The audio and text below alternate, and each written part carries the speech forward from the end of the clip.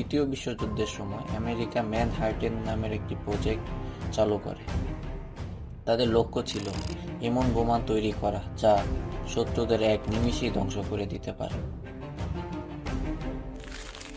1945 সালে হিরোশিমা ও নাগাসাকির উপর প্রথম বোমা ব্যবহার করা হয় এবং পৃথিবী প্রথমবারের মতো দেখে নিউক্লিয়ার হোলোকাস্ট।